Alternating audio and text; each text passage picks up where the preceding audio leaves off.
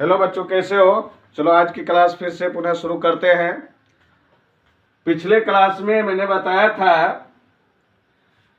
त्रिकोणमिति के संक्षेप रूप, त्रिकोणमिति में जो निष्पत्ति था उसके संक्षेप रूप और संकेतों के बीच के बारे में बताए थे। आज हम उससे आगे बढ़ते हैं। आज की क्लास जो है उससे आगे होगा। आज पढ़ेंगे हम लोग त्रिकोणमिति में जो उसका प्रयोग करने का जो तरीका था, संक्षेप रूप, उसका अकेले कोई संबंध नहीं होता है। जैसे मान लो साइन है, इसका कोई अकेले कोई महत्व नहीं होता है, इसके साथ संकेतों का रहना बहुत जरूरी है। अगर साइन है तो इसके साथ कोई न कोई संकेत रहना चाहिए। जैसे साइन थीटा हो गया, कॉस है, कॉस के साथ कोई न कोई संकेत रहना चाहिए, जैसे कॉस फाई हो गया, टेन ए हो गया। यानी के संकेत के साथ जो है, संकेत के साथ संक्षेप रूप, संक्षेप रूप के साथ संकेत, ये त्रिकोणमिति में रहना बहुत आवश्यक है। तो चलो आज इससे आगे बढ़ते हैं। आज सबसे पहले हम लोग समकोण त्रिभुज के बारे में समझेंगे।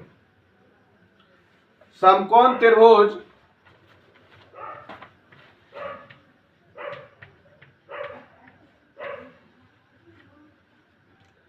समकोण त्रिभुज एक लेते हैं। मान लीजिए एक प्रकार का समकोण त्रिभुज है BC। समकोण त्रिभुज में सामान्य तौर पर इस भुजा को लंब बोला जाता है। सामान्य तौर पर इस भुजा को लंब बोला जाता है और इस भुजा को आधार बोला जाता है और इस भुजा को कर्ण बोला जाता है। समकोण त्रिभुज में सामान्य तौर पर इस भुजा को लंब, इसको आधार और इसको कर्ण बोला जाता है। लेकिन इसमें न्यून कोण का बहुत बड़ा रोल होता है, क्योंकि समकोण त्रिभुज में न्यून कोण के बदलने से उसके लंब और आधार बदल जाता है। समकोण त्रिभुज में न्यून कोण के बदलने से उसके लंब और आधार बदल जाता है। तो चलो सीखते हैं। इसको आप लोग समझ गए होंगे।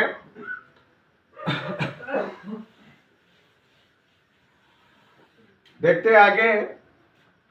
समकोण त्रिभुज के भुजाओं के बारे में पहले जानते हैं। समकोण त्रिभुज में समकोण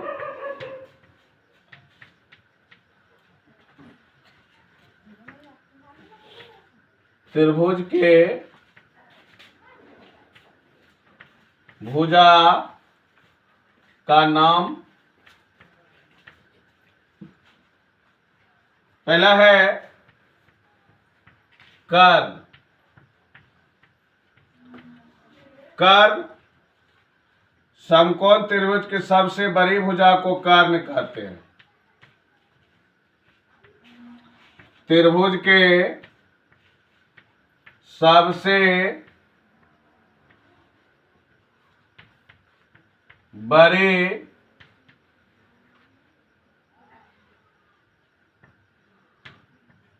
भुजा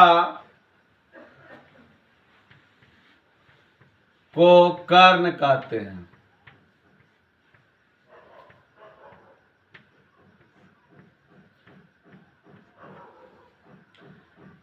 और इसे H से सूचित करते हैं। उसके बाद है लंब।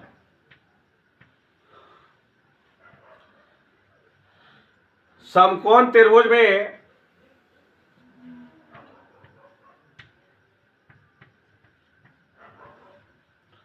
समकोण त्रिभुज में न्यून कोण के सामने वाला भुजा, न्यून कोण के सामने वाला भुजा लंब होता है।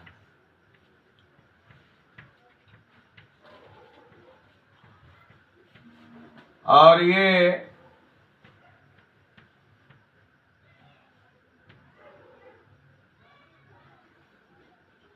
बदलता है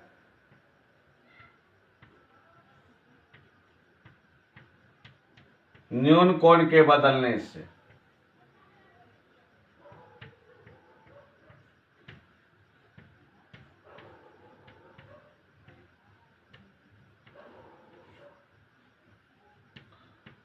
तो चलो समझते हैं इसको। समकोण त्रिभुज में न्यून कोण के सामने वाला भुजा लंब होता है और ये बदलता है न्यून कोण के बदलने से।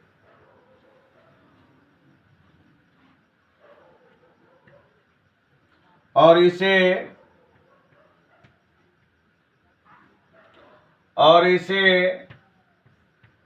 P से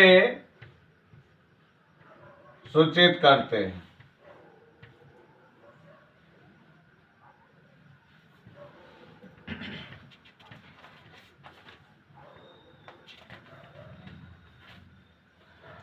अब हम आगे बढ़ते हैं, आधार को लेते हैं।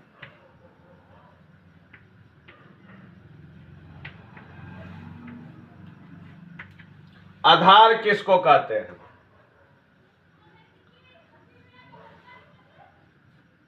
न्यून कोण या समकोण त्रिभुज लिखते हैं।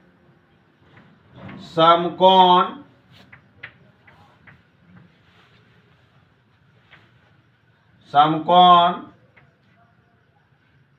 त्रिभुज में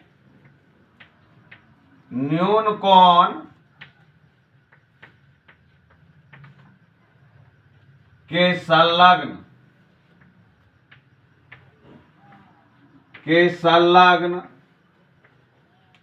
छोटी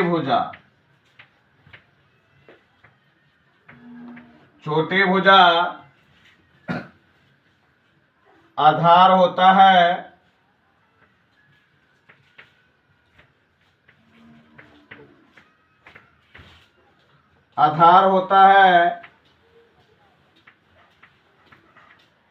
और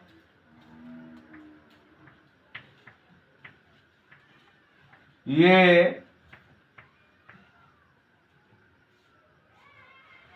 न्यून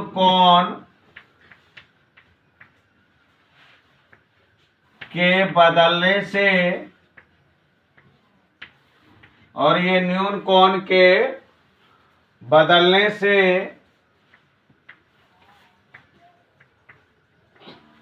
बदल जाता है।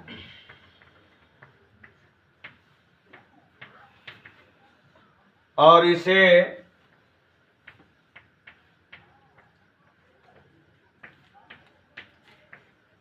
B से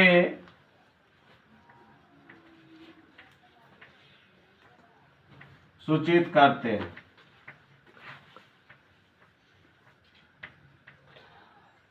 चलो बच्चों, इसको फिर से एक बार रिपीट करते हैं।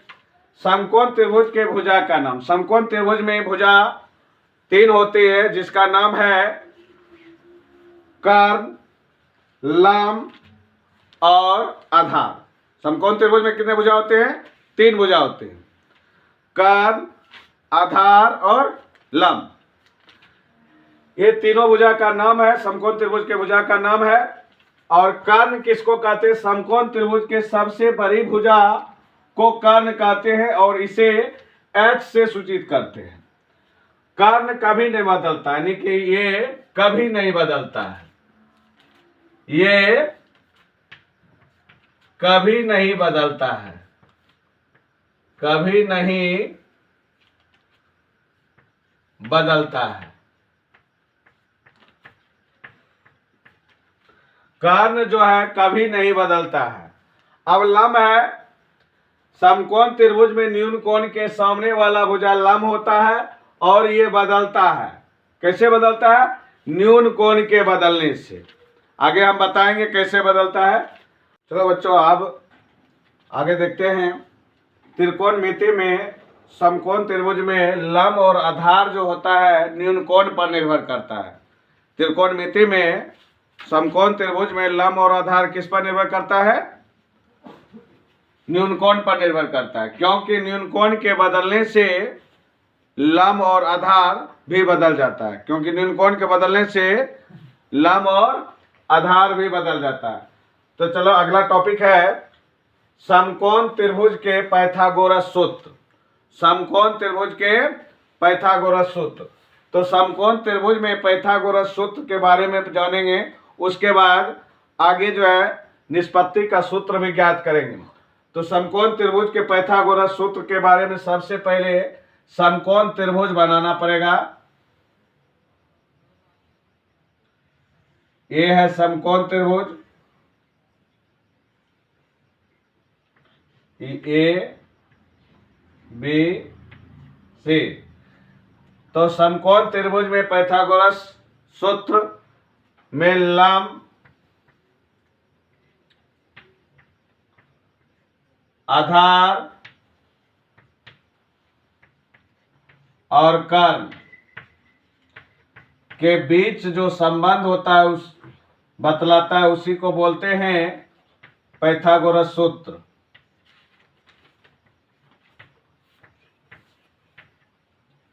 तो समकोण त्रिभुज में कर्ण बराबर होता है, कर्ण का यानी स्क्वायर होता है लंब का स्क्वायर जोड़ आधार का स्क्वायर। यानी h का स्क्वायर बराबर p का स्क्वायर प्लस b का स्क्वायर। यानी h बराबर हो जाएगा root under p square plus b square. फिर p बराबर होगा p का स्क्वायर, यानी p का स्क्वायर होगा h का स्क्वायर माइनस b का स्क्वायर।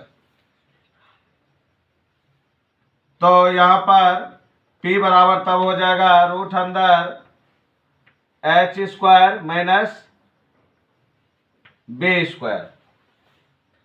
उसके बाद आगे चलते हैं। b स्क्वायर बराबर होगा h square minus p square. तो b बराबर हो जाएगा root under h square minus p square. तो ये सारे पाइथागोरस सूत्र कहलाता है। तो इसमें चलते, इसमें देखते हैं कितने सूत्र प्राप्त हुए। h स्क्वायर बराबर p square plus b square. जब स्क्वायर हट जाता है तो यहाँ पर रूट लग जाता है। फिर उसके बाद p स्क्वायर बराबर h square minus b square होता है। फिर स्क्वायर हट गया तो p बराबर रूट अंदर h square minus b square होगा। उसी प्रकार फिर यहाँ पर b स्क्वायर बराबर होता है h square minus p square. तो b बराबर हो गया रूट अंदर h square minus p square. तो बच्चों ये सारे सूत्र को याद रखना बहुत जरूरी है, क्योंकि इसी सूत्र पर जो है आगे सवाल बनेगा और आगे जो है त्रिकोणमिति का जो सूत्र होगा, प्रमुख सूत्र, इसी सूत्र पर प्राप्त करेंगे। इसको आप लोग उतार लो।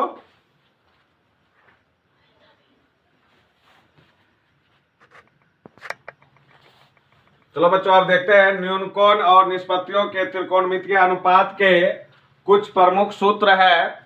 इसके बारे में इससे पहले हम न्यून कोण को मान लेते हैं। माना कि माना कि न्यून कोण बराबर थीटा है। न्यून कोण बराबर क्या है? थीटा। तब हम इसको निष्पत्ति के साथ लेंगे तो sine theta cos theta tan theta cot theta sec theta cosec theta. तो चलो बच्चों, इसमें अनुपात ज्ञात करने के लिए हम कुछ एक ट्रिक का प्रयोग करेंगे जिसका नाम है लका कला। इस ट्रिक से जो है इस सारे का अनुपात जो है ज्ञात किया जाता है। लका कला में हम लोग चलते हैं। लका कला में चलते हैं। लका कला में पहले हम इस बाएं से दाएं ओर चलेंगे, उसके बाद दाएं से बाएं ओर चलेंगे और हमेशा दो को कर लेंगे। दो, जैसे यहाँ इसमें हम समझ लेते हैं पहले लॉ। लॉ का मतलब होता है लंब, जिसको हम लोग पी से सूचित करते हैं। कौ का मतलब होता है कर्ण, जिसको हम लोग एच से सूचित करते हैं। आ का मतलब होता है आधार, जिसको हम लोग बी से सूचित करते हैं। आ का मतलब क्या होता है? आधार, जिसको हम लोग बी से सूचित करते हैं। तो हमेशा इधर से चलेंगे, बाएं से दाएं तरफ चलेंगे तो हमेशा दो लेंगे। जैसे पहले लॉ आया, जो पहले आएगा उसको ऊपर लिखेंगे, जो बाद में आएगा उसको नीचे लिखेंगे। तो पहले इधर से चलते हैं तो इधर पहले लॉ आता है, तो इसको लॉ मतलब लंब बटे कर्ण। उसके बाद इसको हम लिख सकते हैं P बटे एच कॉस थीटा में पहले। उसके बाद क्या आता है? लॉ कॉस खत्म हो गया। उसके बाद आ आता है आधार बटे कर्ण, यानी किसको हम लिख सकते हैं B बटे एच। उसके बाद लॉ और आता है तो लंब बटे आधार, और इसको जो है हम लोग P बाय B लिखते हैं। अब जो है बाएं से दाएं ओर हो गया। अब चलते हैं दाएं से बाएं ओर, उसी तरह करेंगे। दाएं से बाएं ओर भी पहले जो आएगा उसको ऊपर लिखेंगे और बाद में जो आएगा उसको नीचे लिखेंगे। तो पहले उधर से बाएं से दाएं तरफ करने पर बाएं से दाएं तरफ खत्म हो गया, और दाएं से बाएं तरफ करने पर पहले आता है आ। तो आ गया, ता का क्या मतलब होता है? आधार बटे लंब। उसके बाद को आएगा कर्ण बटे आधार। उसके बाद आएगा कर्ण बटे लंब। तो यहां पर B बटे P हो जाएगा और यहां पर H बटे B हो जाएगा और यहां पर H बटे P हो जाएगा। तो यहां पर हम देख रहे हैं साइन थीटा बराबर सूत्र निकल गया P बटे एच, कॉस थीटा बराबर सूत्र निकल गया B बटे एच, टेन थीटा बराबर सूत्र निकल गया P बटे B, कॉट थीटा का सूत्र निकल गया B बटे P, सेक थीटा का सूत्र निकल गया H बटे B और कॉसेक थीटा का सूत्र निकल गया H बटे P। तो प्यारे बच्चों, ये प्रमुख सूत्र है। ये सूत्र याद रहने पर सवाल का हल करने में आसान होता है। तो प्यारे बच्चों, इस सूत्र को जो है आप लोग उतार लेंगे।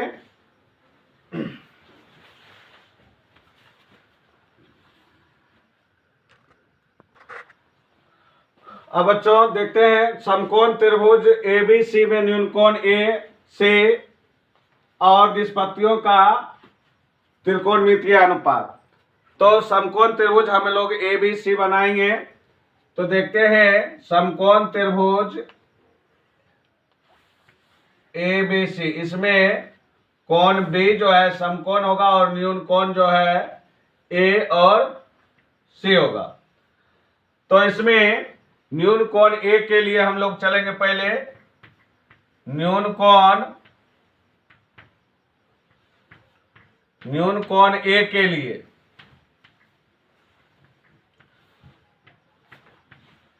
तो न्यून कोण ए के लिए तो साइन ए बराबर होगा, साइन का सूत्र होता है P बटे एच। इससे पहले बताए थे साइन थीटा का P बटे एच, तो यहां पर भी देंगे P बटे एच, यहां पर भी देंगे P बटे एच। ये P बटे एच हमेशा साइन के लिए, चाहे साइन थीटा रे, साइन फाई रे, साइन ए रे, साइन बी रे, सी रे, डी रे, ई रे, कुछ भी रे, हमेशा उसके बारे में जानेंगे P बटे एच। साइन थीटा रे, साइन पी रे, कुछ भी रे, उसको क्या समझेंगे P बटे एच। लेकिन यहां पर ये देखना है हमको न्यून कोण जो है क्या दिया हुआ है ए, तो न्यून कोण ये दिया हुआ है, यहां पर P क्या होगा, P हो जाएगा इसके सामने वाला भुजा। हम बताए थे कि न्यून कोण के सामने वाला भुजा जो होता है लंब होता है, तो यहां पर हो जाएगा साइन ए के लिए BC बटे एच, एच क्या हो जाएगा AC, यानी कि लंब बटे कर्ण। तो यहां पर लंब बटे कर्ण का लंब क्या हो गया, यहां साइन ए के लिए BC, और कर्ण तो हमेशा ये रहता है, कर्ण नहीं बदलता है। अब चलते हैं cos A, तो B बटे एच होता है, इसको हम B बटे एच होता है cos A B बटे एच। तो B क्या हो गया आधार, आधार किसको कहते हैं, तो न्यून कोण के संलग्न भुजा को आधार कहते हैं।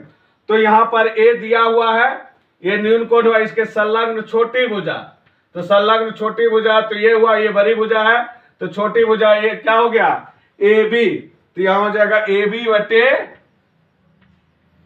AC। अब चलते हैं tan A में, tan A में इसका क्या होता है P बटे B, तो ये हो जाएगा tan A बराबर P बटे B हो गया। तो इसके लिए P क्या हो जाएगा BC, A के सामने वाला भुजा क्या होगा BC बटे, अब BC बटे यानी कि क्या दिया हुआ है यहाँ पर B, तो BC बटे क्या हो जाएगा AB। अब चलते हैं cot में, cot A इसका जस्ट उल्टा हो जाएगा, क्या हो जाएगा B बटे P, तो ये क्या हो जाएगा AB बटे BC। उसी प्रकार अब चलते हैं sec A में क्या हो जाएगा H बटे B, H तो कभी नहीं बदलता है, H क्या है इसमें AC है, AC बटे B क्या हो जाएगा कोण A के लिए AB। अब चलते हैं cosec में, cosec A बराबर क्या होगा H बटे P, तो यहां क्या हो जाएगा H AC होगा और P क्या हो जाएगा BC। ये तो हो गया न्यून कोण A के लिए। अब इसी पर आधारित चलेंगे न्यून कोण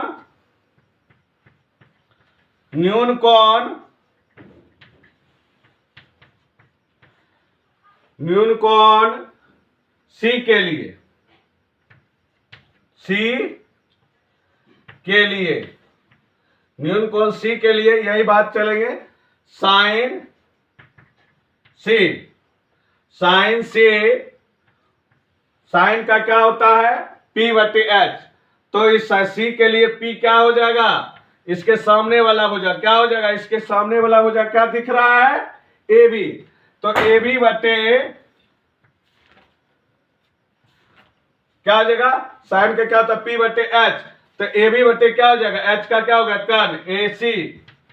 उसी प्रकार cos का क्या होता है सूत्र यहां देखे हैं B बटे एच, तो B बटे एच का इसके लिए B क्या हो जाएगा BC बटे AC। उसके बाद चलते हैं tan में, tan में क्या होता है P बटे B, तो C के लिए P क्या हो जाएगा P AB बटे BC। अब जो है हम लोग चलते हैं कॉट में। कॉट सी में क्या हो जाएगा, कॉट में क्या हो जाएगा, बी बटे पी, तो बी क्या हो जाएगा, बी सी बटे ए बी। अब चलते हैं सेक में।